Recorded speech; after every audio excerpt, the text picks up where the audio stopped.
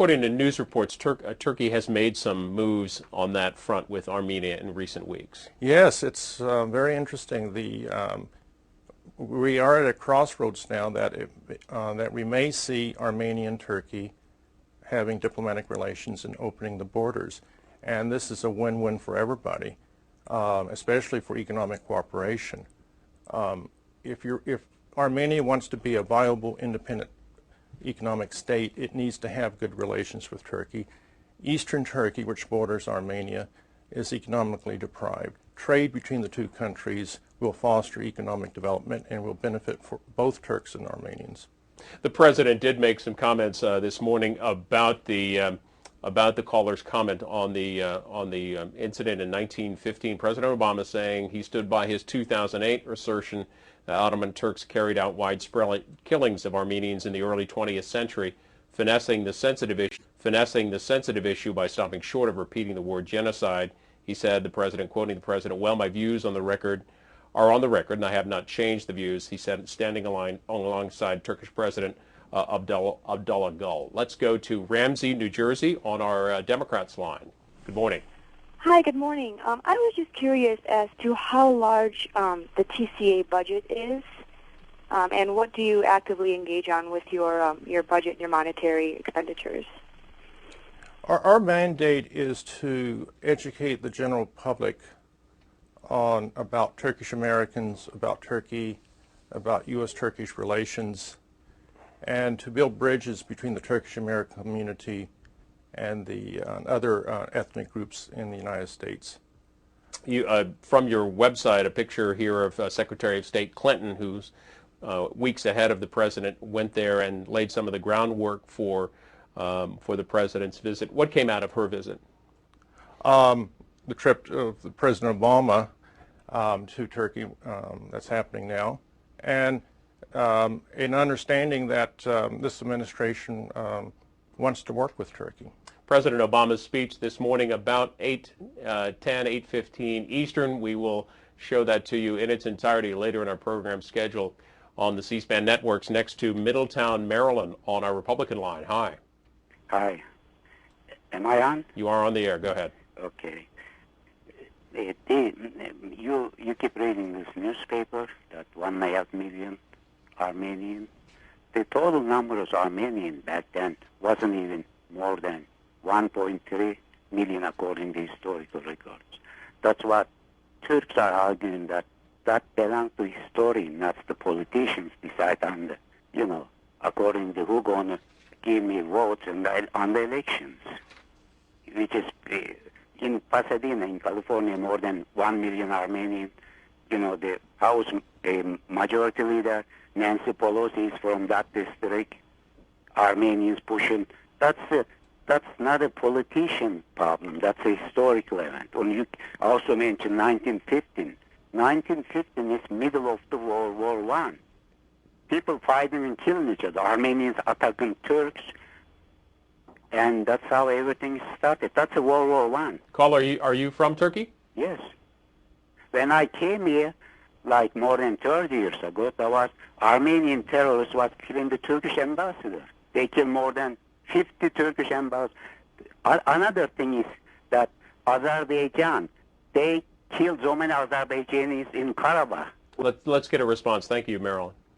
Yeah, again, this is a tragic part of history, and one side of the story has been told, and the Turkish side hasn't been told as thoroughly as the other side, and Turkish Americans have a burden on their shoulders to get the story across, and I think they are.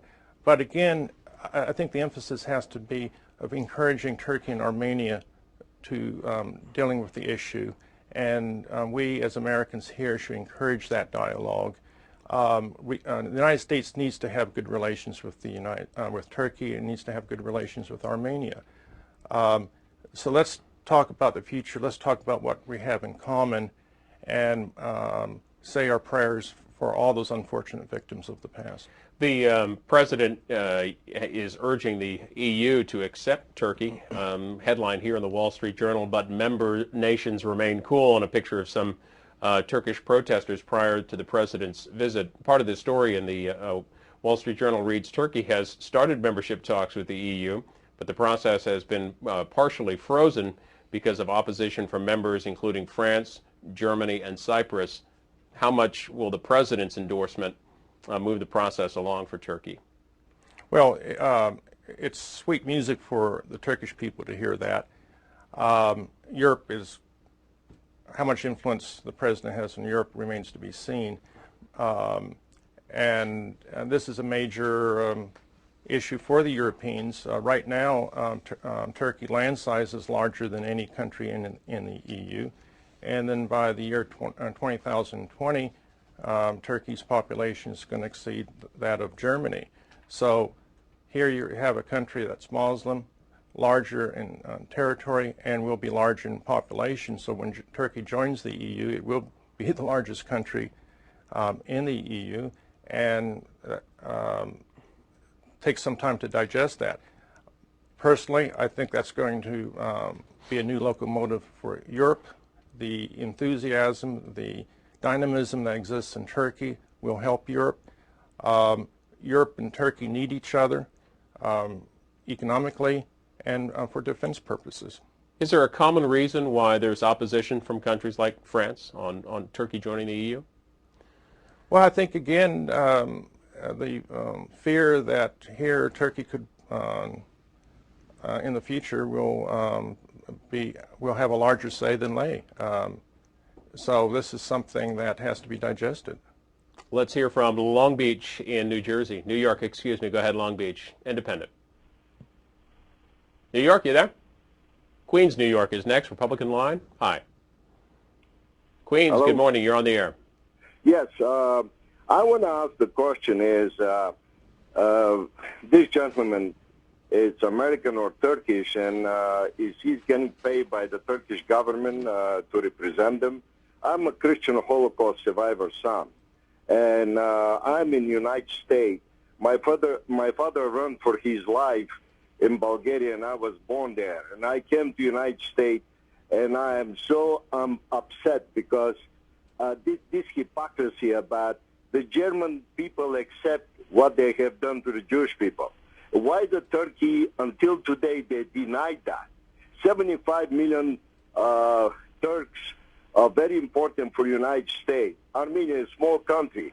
And what until today, when Azerbaijan attacking the Armenians, it was killing them in the street and everything else.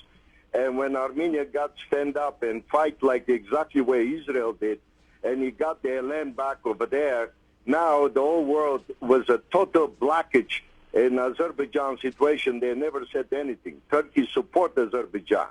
And the same talking is this oil nation, and Turkey, powerful 75 million people, which is no Christian there. It's only Muslims. Thanks, New York. We'll get a response.